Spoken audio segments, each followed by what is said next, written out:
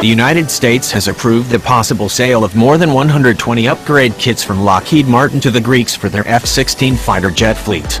The deal, worth more than $2 billion, highlights the continued importance of advanced fourth-generation fighter jets, especially for countries such as Greece that don't necessarily have the need for or the resources to procure expensive, stealthy fifth-generation aircraft.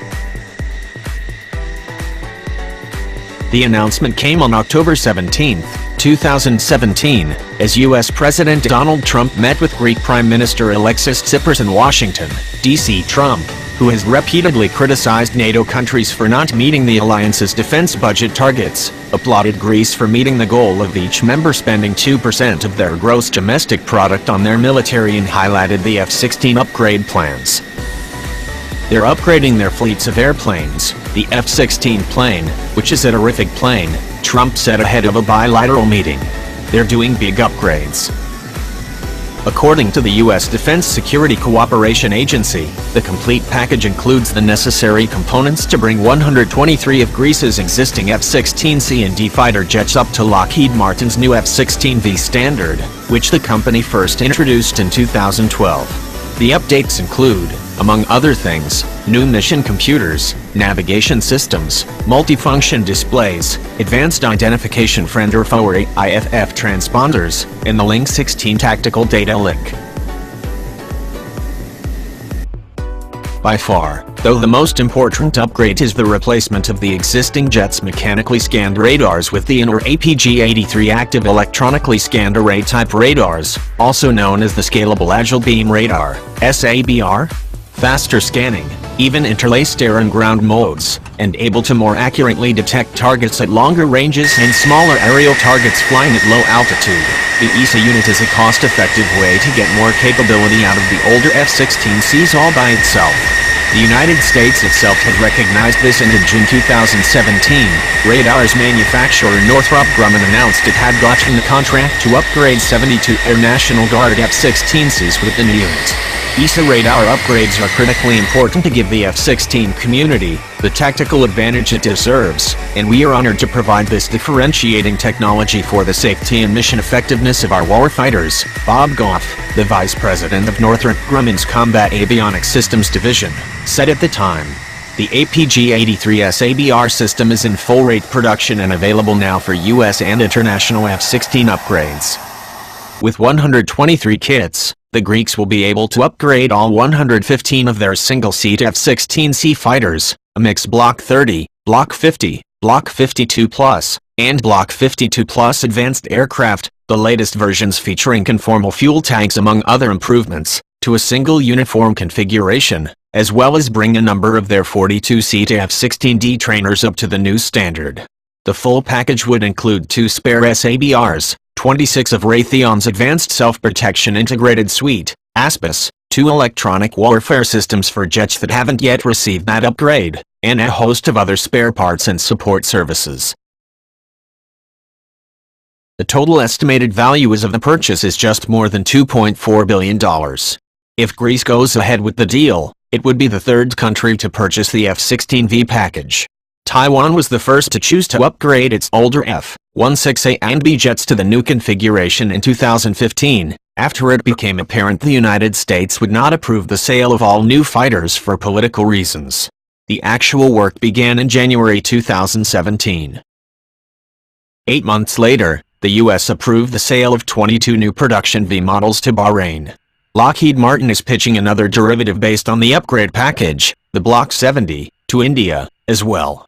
On top of that, after fumbling the issue, the U.S. Air Force expects to overhaul more than 800 of its own Block 40/42 and Block 50/52 F-16CDs and keep them flying through 2048, during which time they will need their own additional radar and systems upgrades, suggesting that there will be a steady support pipeline for any country flying Vipers for years to come. At a little more than $19.5 million per jet, the Greek plan is definitely more cost-effective than buying all new fighter jets.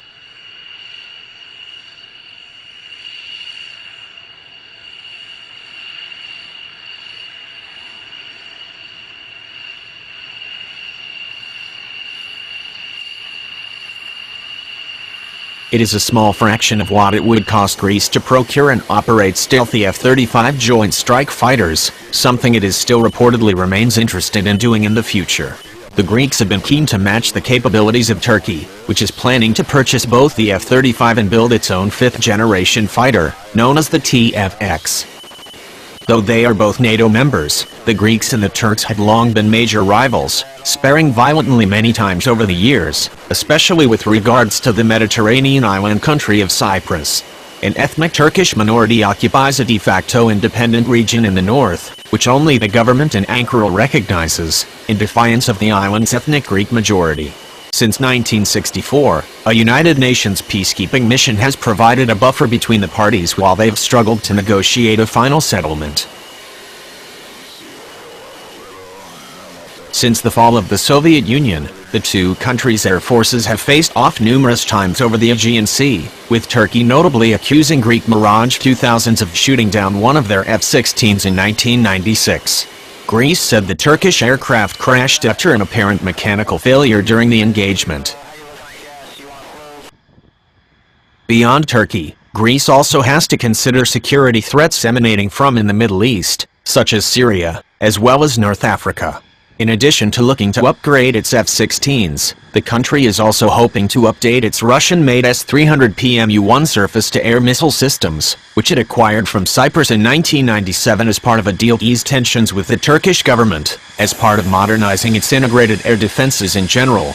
Unfortunately, a financial crisis in 2007 finally gave way to a depression in 2009, and the country's economy has infamously struggled to rebound ever since. State-sponsored bailouts, notably from Germany, talks of leaving the European Union, and other desperate measures followed.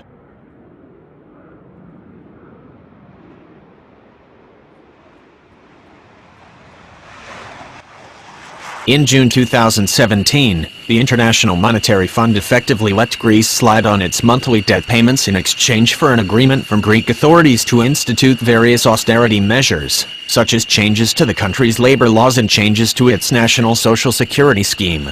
This put Greece's plans to buy its own F-35s on hold, at least until 2025.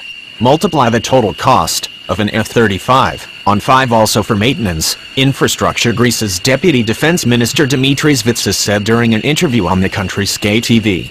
Do we have the ability to do such things? When can we purchase such new fighters? In 2025. The Hellenic Air Force has a need for the upgrades now, though, especially when it comes to the oldest Block 30 F-16CD, which it began receiving in 1985 through a U.S. Air Force-managed foreign military sales program colorfully nicknamed Apisinia. The Block 50 aircraft began touching down in 1993 as part of Apisinia 2. These two batches of aircraft continue to make up a sizable portion of the country's remaining 150 or so Vipers.